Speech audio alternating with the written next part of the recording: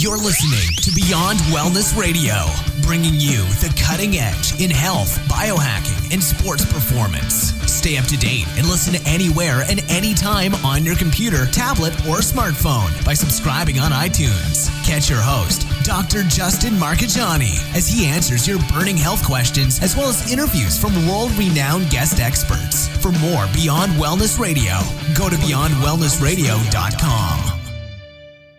Hey there, it's Dr. Justin Marcagiani. Welcome to Beyond Wellness Radio. Feel free and head over to beyondwellnessradio.com where you can access our full podcast transcriptions. While you're there, you can also sign up for our thyroid and female hormone video series. This series goes into the root cause of why your hormones are out of balance. While you're there, you can also schedule a functional medicine consult with Dr. Justin, myself, where we'll dig deeper into the root cause of your health challenges. Feel free and think of sharing this podcast with at least one person. This podcast grows by people sharing it. Sharing is caring. If you can think of one person that can benefit from this information, please feel free and share it. If you're enjoying the podcast, make sure you subscribe on iTunes. You can also click below the video or podcast where you'll see the iTunes review button and leave us a review. You can also sign up for the newsletter at beyondwellnessradio.com where you'll get updates before anyone else. Thank you so much and enjoy the show. And we are live. It's Dr. J here in the house with Jeff Bookout. Jeff runs the company Bio-Balance, and he does natural mold remediation. We're going to dive into the ins and outs of mold remediation, how to do it safely, what to look for, how to create a good environment to prevent mold from happening to begin with. Today's going to be such an informative show.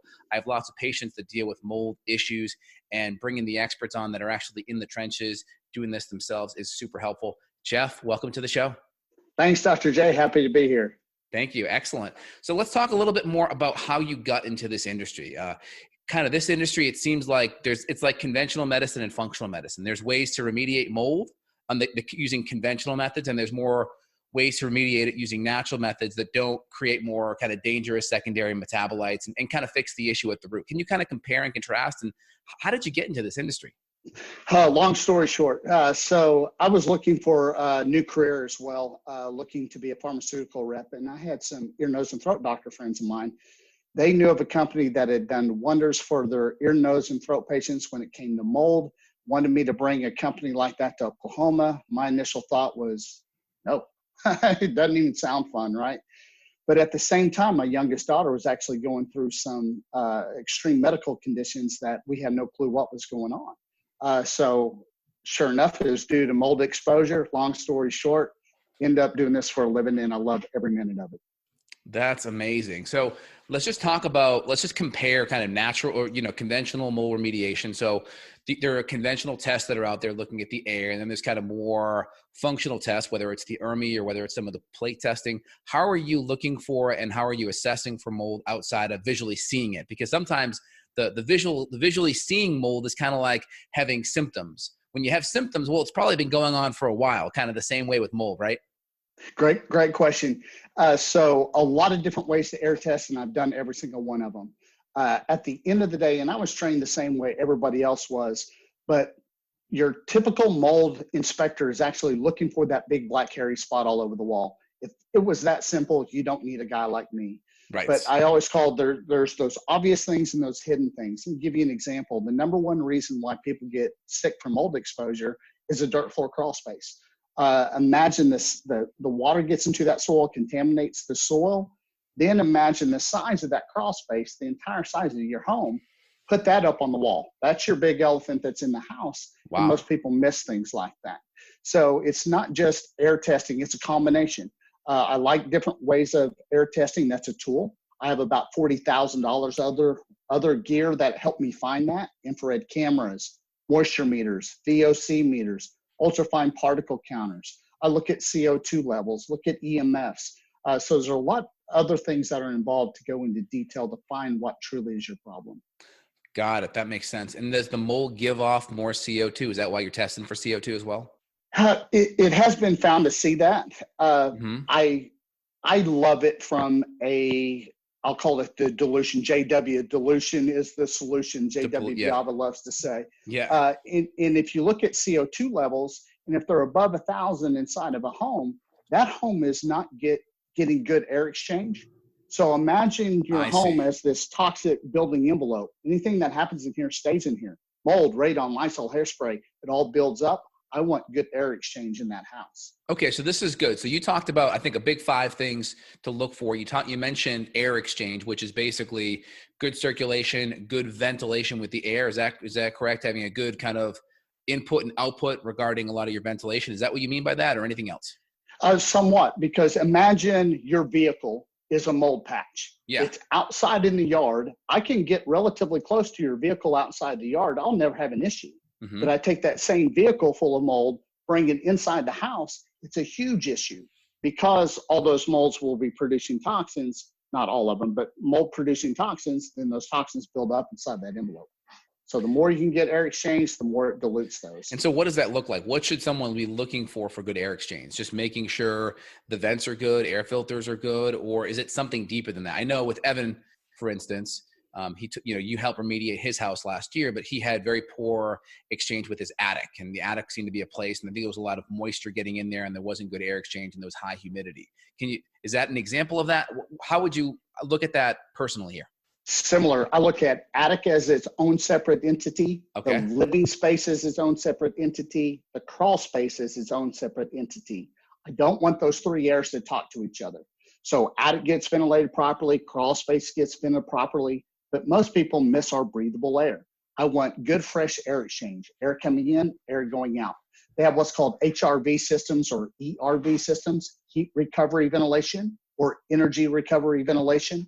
It basically brings air in, throws air out. Kind of depends on where you live, drier, hotter, or colder environment, which one of those two that you need. Okay, so are we just looking for ventilation on each floor of the house? Is it that simple or something deeper? Generally, your HRV or your ERV systems, they will do all of your floors. So if you have a basement, main level, upper level, they will hook systems to be able to take air from each level, flow it outside the house, bring in fresh air. So how's HRV or ERV different than your typical ventilation that's already there? Like you have your vents, you have your AC, and you have your heater already in there. Does this attach to the heater, or does this attach to the AC? You can have it done either way. So if I was building a new house today, I would have an ERV system attached to my HVAC system. So my unit's automatically doing it for me. But if you don't already have one of those installed, your regular heat and air is just circulating that same air, stale, non-moving, mold, radon, Lysol hairspray throughout your environment. I want a way to take that air, flush it out, get some good air exchange. Okay, and then so the ERV or the HRV is doing what? It's getting it out of the house? It's pumping it out? Bringing fresh air in, throwing the old air out. Okay, got it. It goes through basically a cylinder that captures about 80% of that energy. So you're just not taking that warm, nice, cozy air in the winter and throwing it all outside. You're recovering about 80% of that energy. Okay, got it. And this is a standard install that some HVAC person could do? Correct. All right. Is it expensive? How much would that cost? And what brands do you like?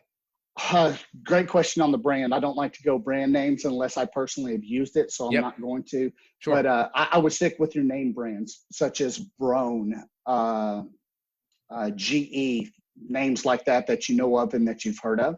And this is an ERV and an HRV? Is that what it is? Yes. And the only difference is what climate you're in, hot or cold climate. Okay. So if you're in a hot climate, it's going to be what? ERV.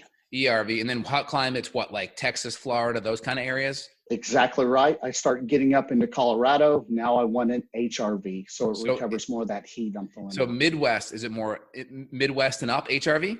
Yeah, I would say it is probably not accurate, but it's pretty close. Middle of the road, everything south, ERV, everything up, HRV. Got it. That's very good. Okay, so we have that. What about humidification? What about dehumidifier? So my home, I put a whole house dehumidifier on in the basement area where my office is because I felt like there was a heat sink between the cement foundation and it just created a lot more humidity, about 20% different than the other floors. My first and second floor, I noticed humidity was always fine because the AC was knocking it down, but the basement was so cool, the AC wouldn't trick on that much in the summer. So it didn't have the ability to recapture that humidity. So we got the dehumidifier for the first floor. What's your take on that? And how important is having a good whole house dehumidifier? Yeah, I love them. Not in my own home. I actually have portable dehumidifiers. Mm-hmm. I use two 70-pint dehumidifiers. In the summertime, I empty them at least every 8 hours. That is a lot of water coming out of there. But you can also hook them into your drain lines, get a whole house That's what unit I like have you in the have. drain line. Just easy. Don't have to think about it. Yeah, yeah, exactly right. At least for the first week, I love people not to put them to the drain lines because I want them to see how much moisture they're actually taking out of the air. Unbelievable how much comes out. And people are like, well, I don't have a leak. It's like, yeah, the first leak is the internal leak of just moisture, right? When the air is too saturated, natural water that develops can't evaporate. Therefore, mold grows. Yeah, so I'm looking at a lot of phone calls throughout the day. Jeff, my basement smells musty. Well, when it smells musty, that's MVOCs, mold volatile organic compounds. That's the odor that you're smelling. Is it due just to high humidity, or is there actually water sitting up against the foundation or a moisture intrusion? But a lot of times it's just excessive humidity. So that number I like is below 50%. Yep. Between 40 and 50 is probably prime. In my own home, I try to keep it around 40. So once I get above 50, let's say 60 to 65%, mold can start just growing right off the high humidity and dust into the air.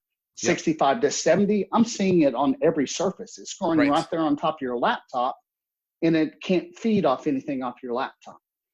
So, exactly. And the reason why I don't like to get too far low, especially during the wintertime. So I'd like to keep at least above 35%, around 35 to 40% in the wintertime, because there's where viruses actually flourish, is in real low humidity. Luckily, I don't have the house full of sick people, but if people are prone to getting sick quite often, the lower the humidity, you're actually going to start allowing viruses, things like that to grow. So that's great. So where I'm at, it gets actually very, very dry in the winter. So we do have a whole house humidifier that I'll turn on for 35%. Is that a good percent to put on? And do you like whole house humidifiers for that reason?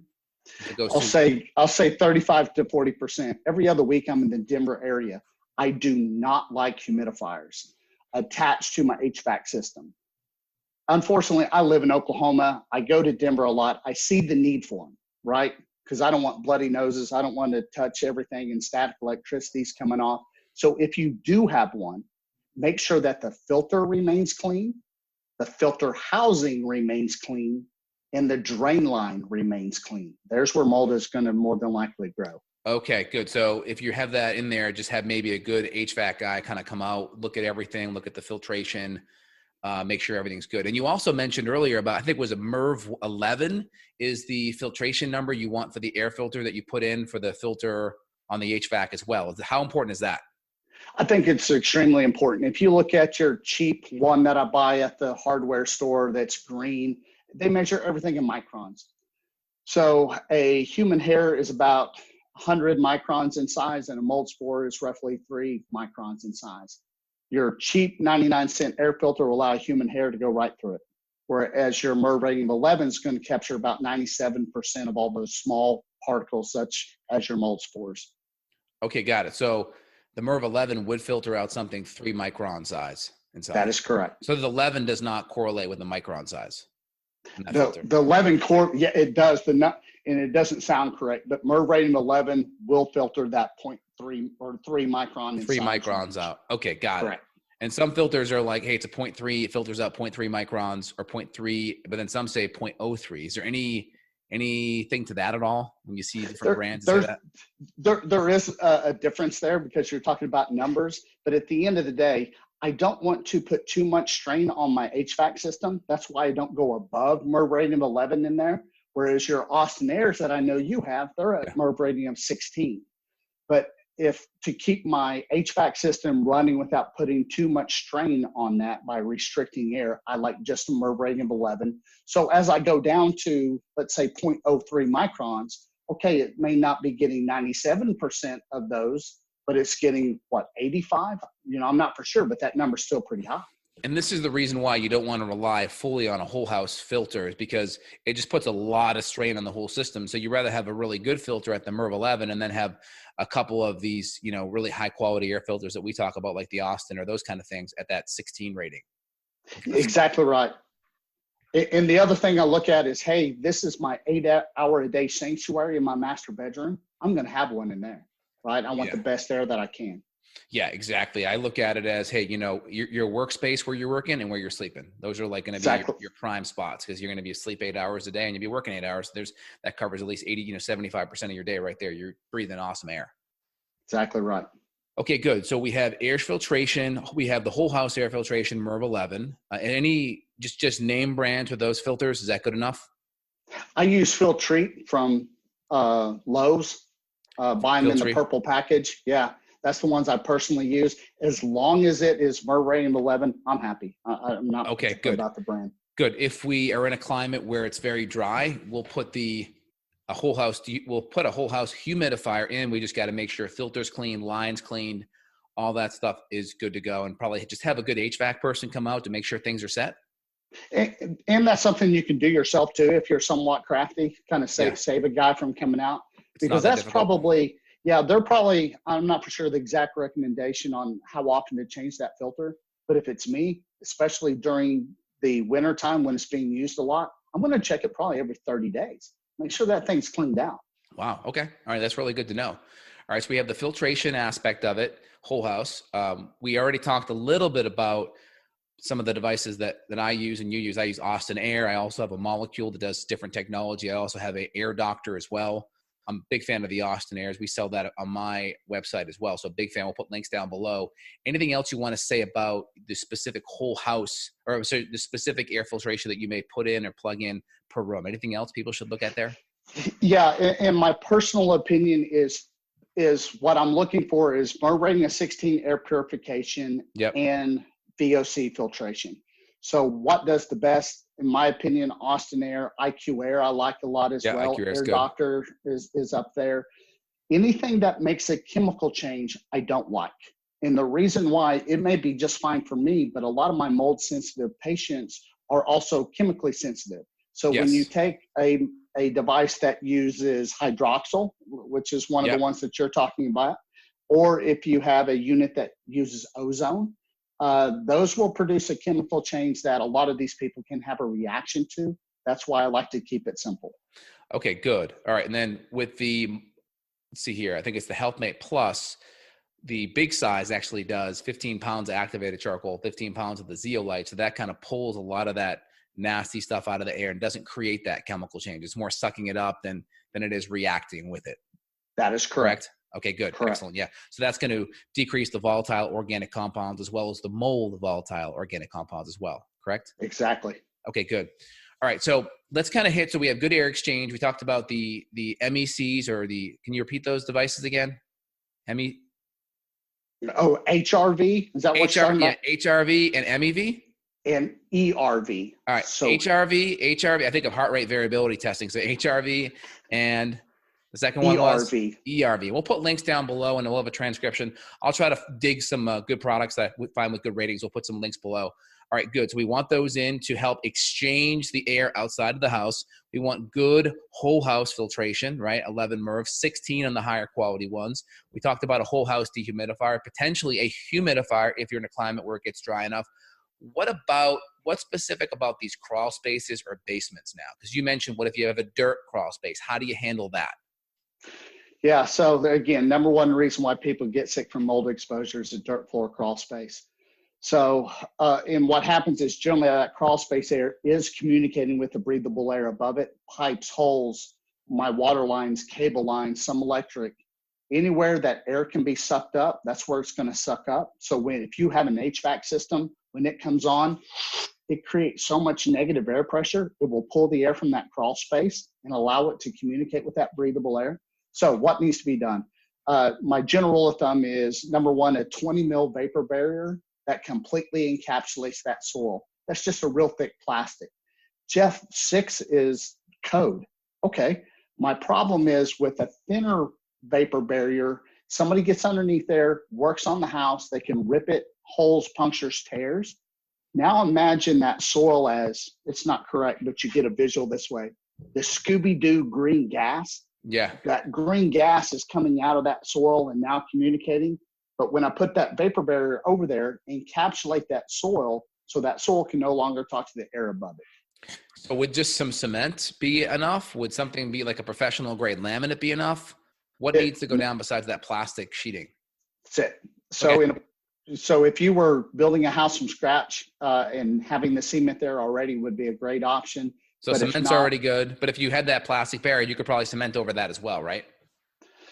I probably wouldn't. The Okay. cost of doing that makes that prohibited. So Okay. the easiest fix is that vapor barrier that Okay, good. completely encapsulates the soil. Okay, good. So that encapsulates it. And then what about the cement foundation? Because that kind of acts like a heat sink. There's a reason why I just seen it. You've probably seen it too, is basements always tend to be more humid. And that's because of the porous air exchange between the outside and the ground just being more humid and then kind of going right into the basement. It's kind of a straight shot. Is that the reason why it's more humid in the basement? And then can you waterproof the cement? So if I was building a house from scratch, I would actually like a basement. From a mold standpoint of view, try to stay away from a basement because generally it is more moist. But if I was starting from scratch, I have my basement walls waterproof. I have what's called a spider drain system underneath the flooring. That way, if water sits up against the foundation, it goes into that drain. I have spider legs out through the middle of the flooring in the basement. So if a high water table comes up, it goes into that drainage. The sump pump will take it away. Okay, so that spider pump, that's basically your typical sub pump that lines the foundation perimeter, and any water that sits there, it just pumps it away from it. That's key, correct? Correct. So we have that, and then you mentioned the water. Go ahead. You mentioned the waterproofing too. Go ahead. Yeah, so in a perfect world, the outside should be waterproofed and the inside, I would double up on that. But the big thing is on basements today, most of them aren't new builds. It's keeping moisture away from the foundation of the house. Number two is make sure we don't have a high water table that's causing excess of moisture into that concrete. But generally your basements are about 10% higher in humidity than the air above. So a combination of reasons, just what you talked about, or excessive moisture, either against the foundation or coming up from the slab. Yeah, what I did in my house, we have sub pumps all around the whole perimeter, and obviously hooked up to a battery power unit, because in case you have a storm and the power goes out, you want those sub pumps working. So separate battery. And then also our like the what's the word I'm looking for? The gutter system on my house, where it goes down off the sides, we have all the lines buried and they go way away from the house. So when the water goes down off the gutter system, it's buried and goes out, 30, 40 feet away from that way you're not having moisture against the foundation. Yeah, and that's another good thing I've seen that's worked really well. Keeps the moisture away, sub pump, and then also bury those lines and get it away from the house. Any feedback on house drainage like that? No, not really. Trench drain, French drain systems, Yes. Kind of what you did. One thing before we get off sump pumps, everyone out there that has a sump pump, make sure that pit cover or that pit is sealed from your breathable air. Because I'll see a lot of times you'll have a hole that goes down in there. I can look down in it, get your nose close enough to it, you're going to smell it. So if you imagine, there's always water most of the time sitting in a sump pump. That water breeds mold growth. I just don't want those two airs to talk to each other. So getting a plexiglass cover that goes over that and seal around the pipe and the electrical cord coming out.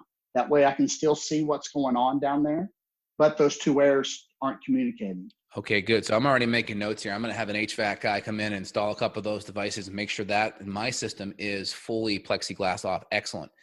And then if people are in the basement now and they don't have a sub pump installed and they don't have, let's just say, the waterproof coating inside or out, what can they do besides, would the only options be just dehumidifier and maybe get their water air exchange, maybe get the water way away from their house with the gutter system? Would those be the key cheap things to do?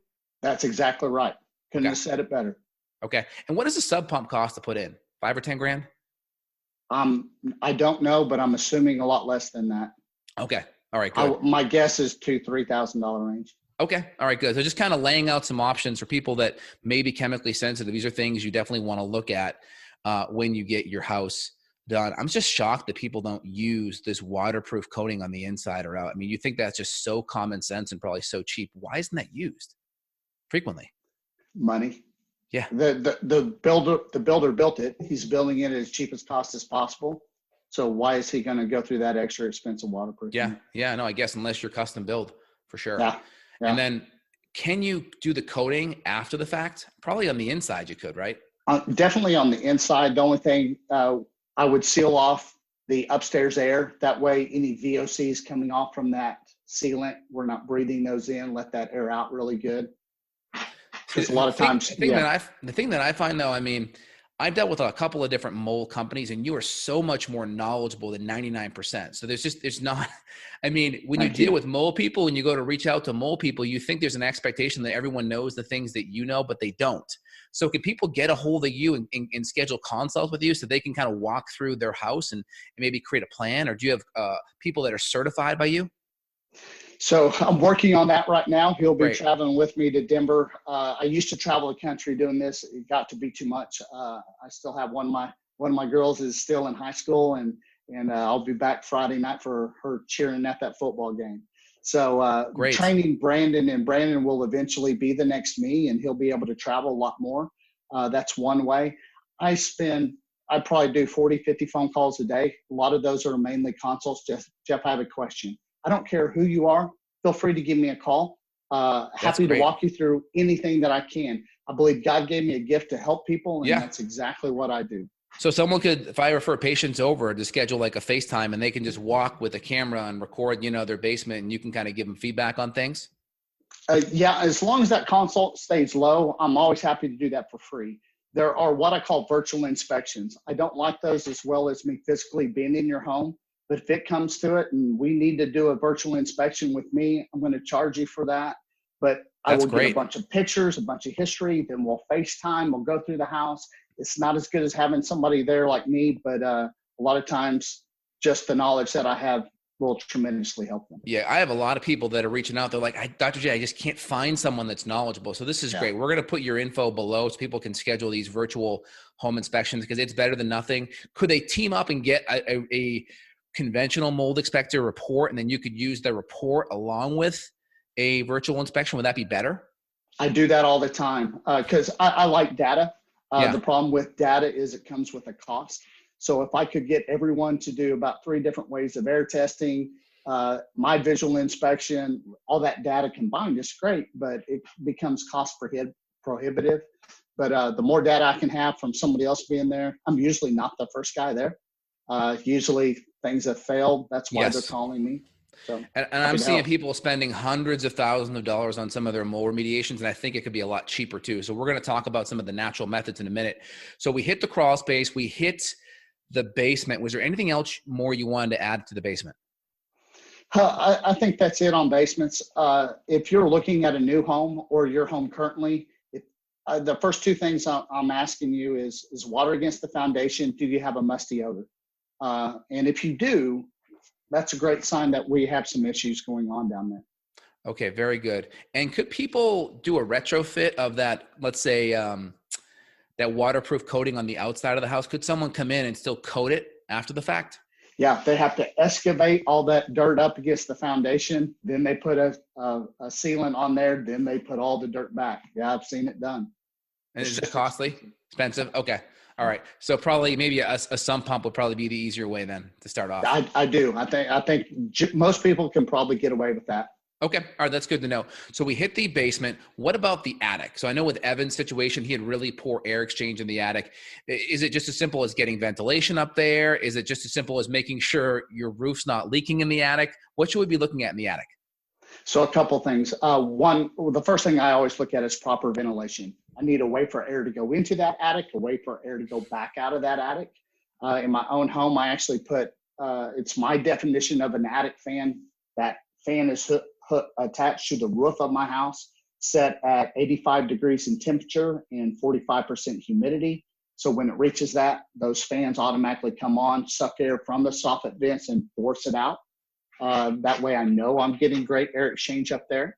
The other thing I'm looking at is my joist and my decking. Do I have roof leaks or have I had roof leaks? I try to trace those back because you can have a roof leak right here. It travels down the joist, then finally shows up, 10, 20 feet away from the actual intrusion site. And there's where mold is going to be into that insulation or the top side of that sheet. And how are you tracing that back? Are you using an infrared camera to kind of see where that heat exchange is, to see where that leak could be? If it's currently going on at the time, you can use infrared to find that. But if not, the basic skills. Okay, here's a water line. Yeah. I'm going to follow that water line. Just go up. No more water line. It's going to be dropping right there. Okay. Move away the insulation. Is there a problem? Yes or no? But a lot of times on the ceiling side, let's say it's my living room, I look up, I have a water spot. There's a water spot there because it's going to eventually hit. You got to stain. Yeah, you're looking at 10% of the problem. The other 90% is on the backside of that sheetrock. And then when you get a watermark like that, do you have to go in there and cut everything away, or is it acceptable for it to dry, fix the environment, and that mold won't be there if you can't see it visually? I will always tell you, if you see water damage on sheetrock, especially a ceiling, always cut it out. The reason why I know is there more than 48 hours, and there's where mold starts to grow, gets exponential after that. So I knew it stayed there for more than 48 hours. It's more than a 50% chance that there's mold growth on the backside. Okay, got it. So you see water damage, cut it away. We'll talk about some of the natural compounds that you created over at Bio-Balance, which I'm really excited to chat about. So we're looking at the attic. Tell me about these fans. Is this kind of standard operating procedure in an attic for there to be ventilation, for there to be fans? Not necessarily a fan. That's just forcing the air. Generally, it's either I have a vent or several vents on the roof. That's how the air gets out, or a ridge cap or a gable vent, one on each side that allows airflow. So there's different ways that people do it. I like attaching the fans because it forces that air. Okay, got it. So if someone's like in that predicament, are they reaching out to a mold guy to have that looked at, or would that be a general HVAC guy that could give you more insight into that? A general roofing guy. It's like, hey, is my roof adequately ventilated? Okay, good. So it'd be something that they would be able to be still educated about. Correct. And a lot of times I'll go, there's no way for air to go out. There will be a soffit underneath the house, underneath the eaves, but no roof vent. So all that excess of moisture stays, and you'll have mold just growing all over the decking because of that. Okay, so make sure we have good ventilation in the attic space. We can find a roofer, probably a good HVAC guy, and then obviously make sure there's no leaks. Any other key take-homes for the attic area? Now, biggest thing is you're looking for any visible damage. Jeff, what does mold look like? If it doesn't look like a new piece of wood, there might be a problem. Right. Okay, good. Very good. And some I find 2x4s are stained just because they sit out in the outside when they're being built to begin with. So you can have some mold, but it may not be an active infection or active mold issue. How do you differentiate that? Great question. So you can always send a swab to the lab to answer that question. JW has a great lab there at Immunolytics that I do a lot of testing with. Yes. But if I visibly see mold, you will never convince me that it's not active, whether it's giving off mycotoxins or not, whether it's, dried for 100 years. I see visible mold growth. I'm going to treat it with a 12% hydrogen peroxide solution, and I'm going to seal it. Okay. Yeah, we had the same issue in my basement, and I used the Immunolytics kits, and my basement came back at 1. And then we hit it with a 20% hydrogen peroxide, hit all the 2x4s anyway, and then we did the fogging solution afterwards, and we got it down to 0. So it wasn't much to begin with. And I'll kind of share my experience. So I found some mold behind the back of my range, the stovetop, and I'm not sure if the sealant from the previous owner wasn't quite sealed properly. So moisture or water was kind of falling behind the drywall, in between essentially the cabinet and the drywall. And it created this kind of moldy environment right behind there. And so we were like, shoot. And I think the biggest fear with most people is if they don't see any damage on the drywall, they feel the need to, should I rip every wall up? And you kind of get this anxiety of like, oh my God, my whole house, I'm going to rip it all up.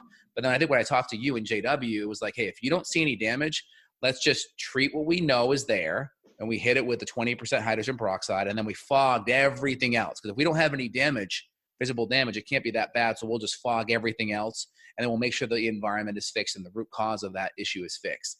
And we were able to knock, I think, mold spores down at, 18 or 20 or so in the kitchen. We knocked it down to 1, and everything in the house was between 1, 2, or 0. That was my experience. It was great. No, that's phenomenal. And always, I like that analogy because everyone is scared, and rightfully so sometimes. Yeah. Jeff, I'm going to tear out every wall. Hang on. Let's find what we do know, fix what we know. You will always have mold in your environment. We just want it at proper levels. Right. So am I going to spend my sanity trying to find every little pea-sized spot in a perfect world? Yes, but that's not realistic. So let's go into the top like mistakes that people make. And I think that's probably one of them, is that overreaction feeling. But let's go over the top mistakes that cause people to overspend in their mold remediation. I see people spend hundreds of thousands of dollars where they may have been able to get away with $10,000 or $20,000 for a really bad one. Some maybe only $1,000 or $2,000, or maybe just a couple $100 if it's a humidity issue. Can you talk about those big mistakes and kind of what's the hierarchy people should be looking at? That's a loaded question. I could go on for a couple hours with this one, but at the end of the day, three things need to happen. One is I have to find moisture intrusion and stop it. Whether that's an ongoing leak, high humidity, whatever that case is, the moisture's got to stop. And as long as I find that and stop that, then we're going to keep that from reoccurring.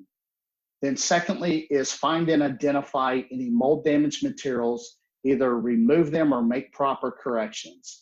So in my opinion, there's no substitution for removing damaged materials. There are some things in there. Let's say I ripped open behind your stove. I pulled all the damaged sheetrock out. I'm down to studs. My studs, I've got a couple spots, a little bit of mold growth here, there. I don't have, as long as that wood's not wet rot or dry rotted out, I can keep that wood. I'm going to treat it with hydrogen peroxide 12%. Then I am 12 to 22. I know you use the 20. Yeah. Then I'm going to use a sealant. I like to use a safe sealant, such as AMF Safe Coat. So some of the products that we use are a huge key, because I'm dealing with a medically sensitive patient that more than likely is going to be chemical sensitive as well. So I don't like the biocides, germicides, fungicides, ozone in high doses. Do they work? Yes. Can they hurt you at the same time? Yes. That's why we try to use hydrogen peroxide and the treatment protocols that we'll be talking about in a minute. So number one, stop the moisture. Number two, remove damaged materials or make proper corrections, and do it under proper containment. There's where a lot of people mess up. Mold works like a dandelion out in the yard. As soon as you kick it, blow it, disturb it, thinks it's going to die, throws its mold spores out to regenerate somewhere else. So when I rip open your cavity, trounce it through the house, I'm throwing excess of mold spores everywhere, making that problem worse than what it was before. So make sure it's done correctly. That's why I do love mold remediators. They come in, contain that area off, use negative air pressure. Negative air pressure, important. So that's rule number two. Rule number three, treat the air to get those excessive mold spores back under control. And there's where I see a lot of people go wrong as well. Jeff, I've got a clearance report in that stove area. Everything's fine. Well, the problem more than likely has been going on for several years, putting excessive mold spores and mycotoxins throughout your entire environment. That's why we treat the entire house. Get those things back under control and do it safely. And that includes leaving all your clothes up, right? Kind of leaving all your books there, kind of getting into all that. Don't put it all away, because you may be putting mold spores away and then bringing that back out later on. I'll hit that two ways. One, there's a general rule of thumb. On all belongings, no visible mold damage, no visible water damage. Probably most importantly, no malodor into those items. My nose is very specific, has 3 different odors for mold. Your nose may be different than mine. If it smells funky, get rid of it. As long as it passes those first 3 criteria, you're exactly right. Get that fog into everything, into your clothes, into your bedding, into your furniture, into your dishes. TSA made me put it in my mouth and in my eye to get it on a flight to Salt Lake City. This is a product that has a material safety data sheet of 0. It's GSE based, grapefruit seed extract, lemon, lime, and tangerine extracts. Then we'll let you ask those questions on the material a little bit later.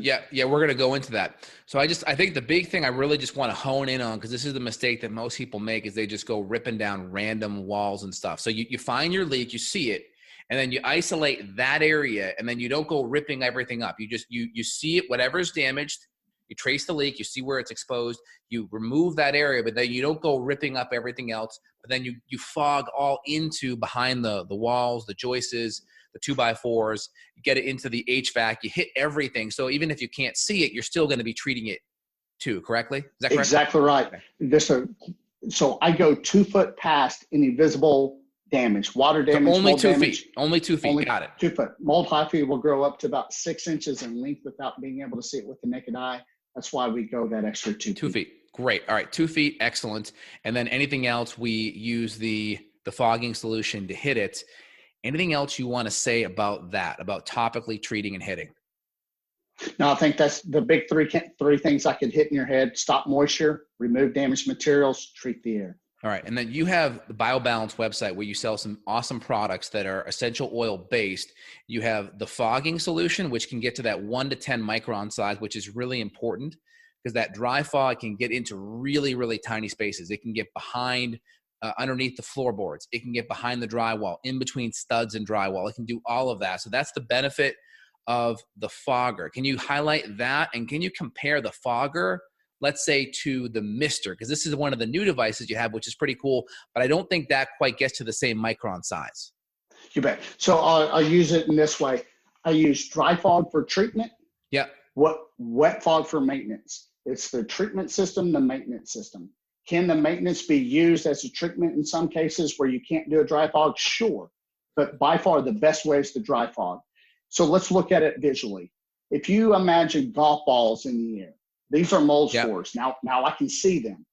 Put up a dry fog, which is a true dry fog, looks like smoke, stays in the air. From me to you, Justin, you wouldn't be able to see my hand in front of your face. Exactly. So it stays in the air roughly 30 minutes to 2 hours, depends on temperature and humidity, capturing all those excess of mold spores, dust, dirt, debris, virus, bacteria, yeast. Gets all that back out of your air. So now imagine, let's use a wet maintenance system. Not just mine, any type that is used. It goes up into the air and a fine mist falls out of the air extremely quickly.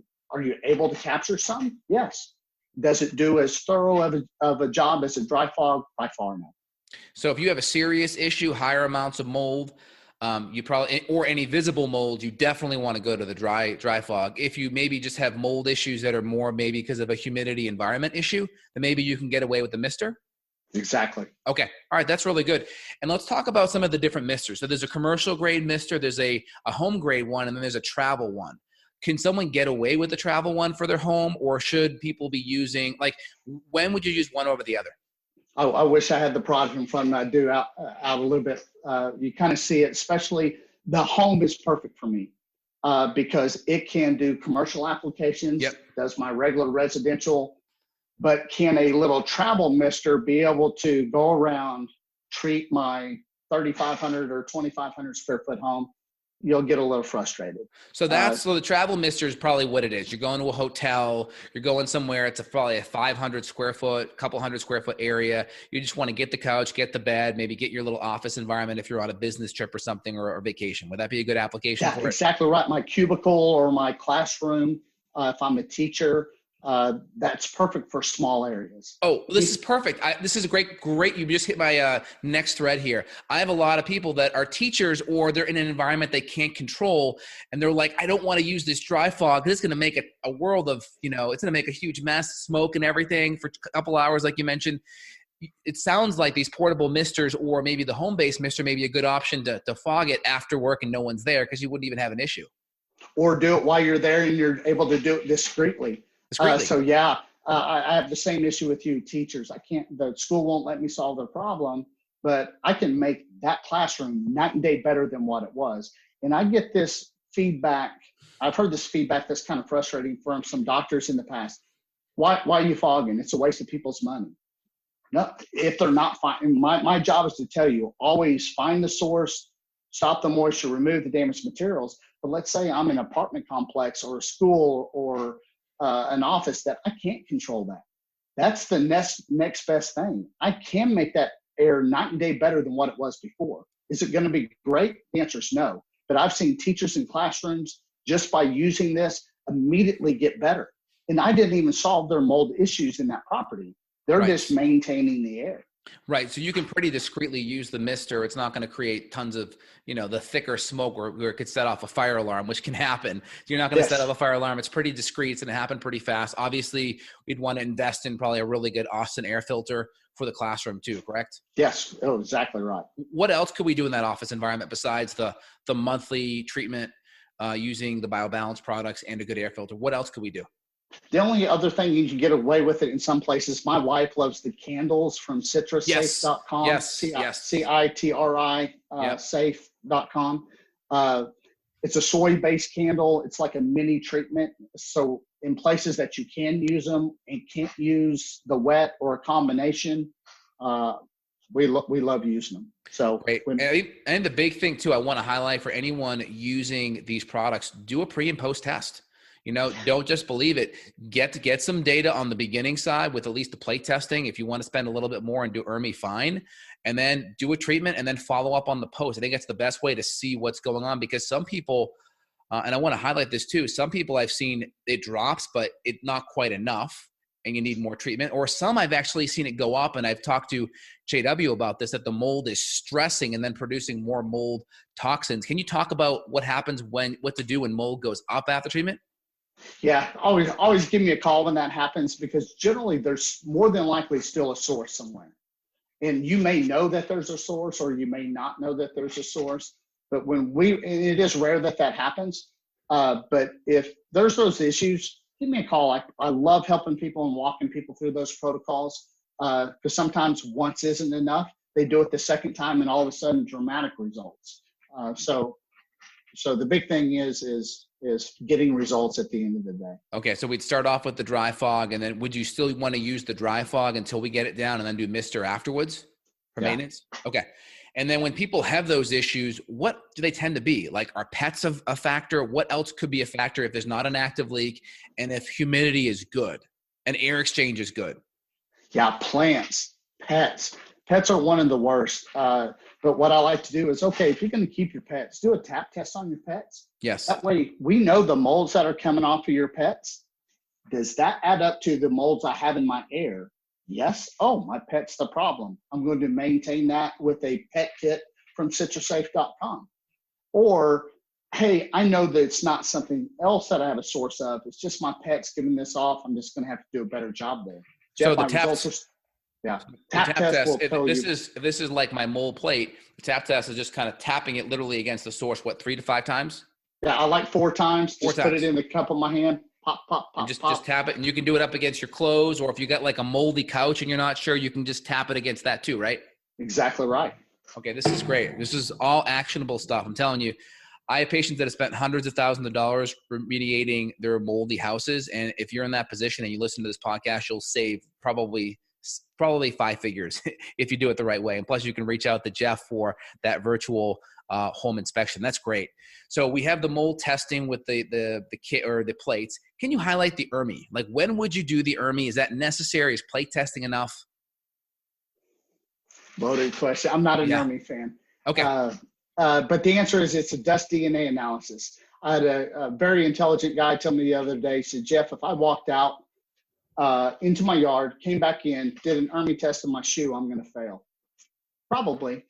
I see stuff like that happen all the time. But every way of testing has its flaws. Gravity-fed plates have the flaws. Aerosol cassette, indoor and outdoor comparison has its flaws.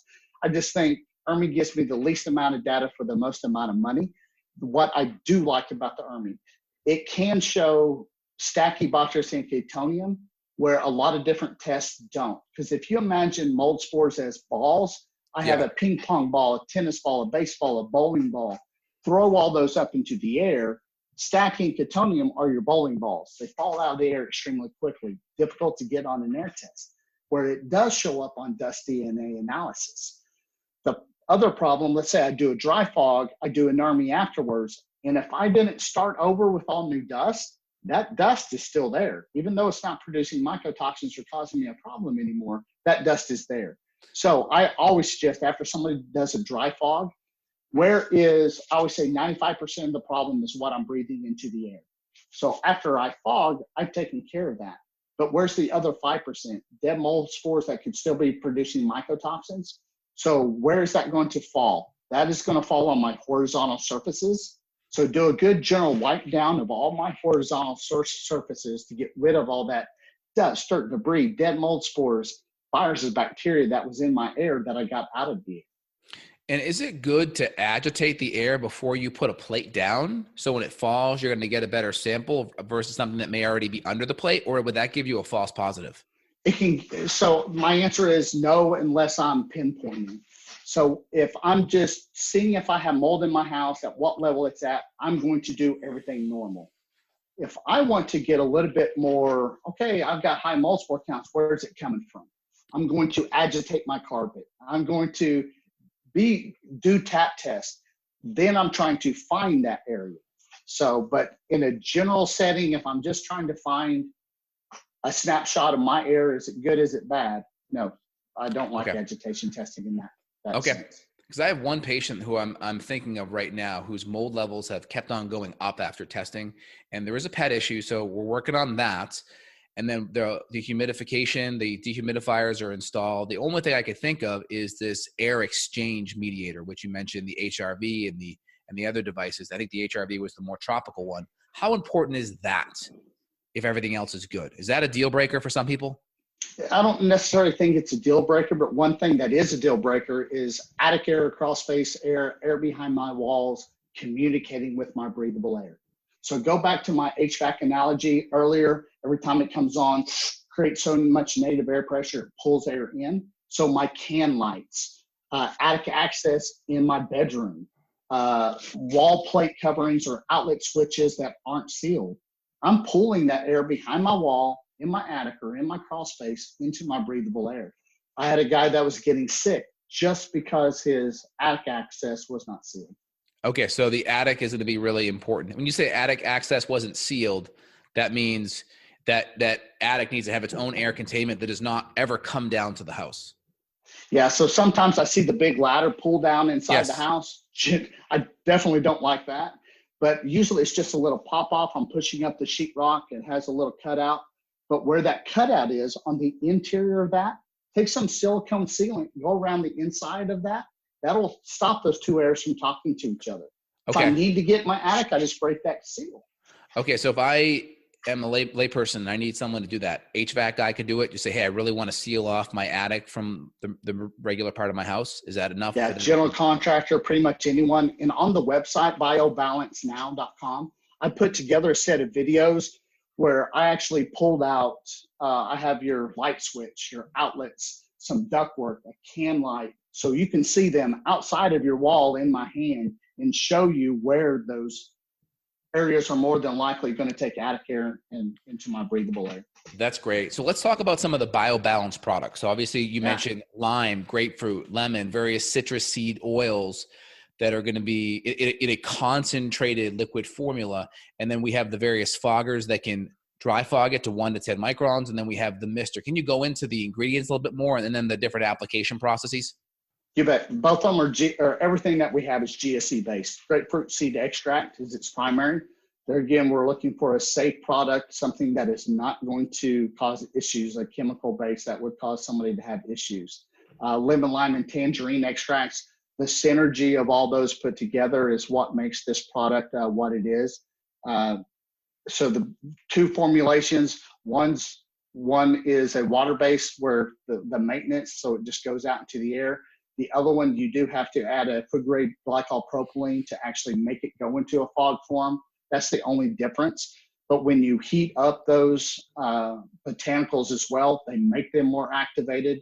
There again is another way it becomes more potent than what the wet maintenance is. So we're looking for, at the end of the day, how can I safely get stuff out of the air? And as long as you're safely getting stuff out of the air, I could care less what product that you're using. Do I think we have the best product for that? Without a doubt. Excellent. But, that's the third thing in the 3-step. Stop the moisture, remove the damaged materials. You must treat that air to get those excessive mold spores back under control. And a quick story, I love analogy. So I was at a lady's house. This was in Oklahoma. Jeff, I walked into the walls of my hair salon, nosebleeds every day for the last 2 years, CPAP machine. Well, I drive up to her house to do an evaluation on the property. I think, my 80-year-old client, no, she was 30. Corvette in the driveway. Oh my gosh. Doesn't match the symptoms that she had. Well, she had done gravity fed plate auger testing. I think the highest average was about 35. So I knew there was definitely an issue in there. Go through the entire process of looking at the house, no problems inside of her house. And we sit down, we went over past history, nothing. So I went back to her, you're hiding something from me because what I'm finding in your house doesn't match your mold plates. She ducks her head. Jeff, I had a AC leak in my attic from my kitchen wall, living room wall. But last month, the insurance company came in, they removed all that. Well, they didn't do it under proper containment. So all I was dealing with was excessive mold spores in the air, did a dry fog. She calls me the next day, Jeff, I don't have a nosebleed. Within a week, she's off her CPAP. No more walking into the walls of her hair salon. She called me from Knoxville, Tennessee. She had moved there, wanted me to fly up there to treat her house. So regarding any area, anytime you're removing wet or moldy area, even if mold's not present, it's got to be done in negative air containment. Is that kind of the rule of thumb there? Yeah, contain that area off, use negative air pressure. Sometimes you get away with just an air scrubber, same device. If it's a small enough area, they're just using an air scrubber instead of taking that air and throwing it outside. But your larger containment areas have to have that negative air pressure. Okay. All right. Got it. So we have the maintenance mister and we have the commercial mister, which can be used in your home. You mentioned the travel mister as well. Is the water-based mister, is that the same ingredients as the dry fogger? You're exactly correct. The only difference is it doesn't have a carrier. To take it and put it into a dry fog form, that's the only difference. Okay. I do notice it a little bit. I think there's a little bit of, was it propylene glycol in there? Is that just a stabilizer or a preservative to keep the herbs intact? What's that for? No, that is only in the dry fog. And that's what gets it into that suspension state, allows it to stay trapped into the air and go through that heat exchange system. Do you find anyone sensitive to that at all, to the propylene glycol, or no? Is it small enough amounts? I've done it for 17 years professionally. Going into people's homes, and I've never had anyone react to it. I always suggest that somebody stays out of the house for 24 hours after they treat, a minimum of 12. So that air is completely back to normal. That way we avoid any issues that could happen. Okay, good. So we have the water-based, and then we have the dry fogger that has a little bit of the propylene glycol, which is the carrier to make it go in there into that dry fog suspension state, which is that 1 to 10 micron size, really tiny. Do you know how big the micron size is for the water-based? So we always want the manufacturer to post that for us. They will basically tell you 5 to 10 microns is the answer from them. On the water, so it's still pretty small. Yeah. It's still good. Pretty small. Imagine a Windex bottle spraying a fine mist into the air. That's what it looks like visually. Okay, good. We're going to put links here. And again, we have a promo code here. If you guys want to support the podcast or support Jeff, promo code is Dr. J, DRJ, all one word, no spaces. We appreciate it. We're going to put the link down below, biobalancenow.com. I can give you my personal, everyone listening, my personal recommendation and referral. I've used the fogging kit on my house. I had mold issues, pre and post testing, was able to knock it down to nothing. And we've done a video and a podcast on this where we look over my pre and post test, so I can vouch for the solution and the products. One thing I'm really interested in is this maintenance mister, because this is a newer product. I think over the last 6 to 9 months it's come out. Yes, correct. Yeah. So this is great because this allows a little bit more maintenance and a little bit faster and easier. So you're bringing your kid to college, you're traveling and you're staying in a hotel, wherever, you're Airbnb somewhere. This could be a great option for you to bring along. So I like this. Anything else, Jeff, you want to say about the various products? No, probably the big thing, but I want to get 5 things into people's head that they can write this down. Dry fog my own house once a year, no matter what. Okay. Next, I use the monthly maintenance system once a month throughout the house to maintain levels in my house. Next is I use MERV rating of 11 air filters in my HVAC system. Those are the ones that you change out every 3 months. I suggest that you use portable air purifiers in the house strategically and where you're spending the most time.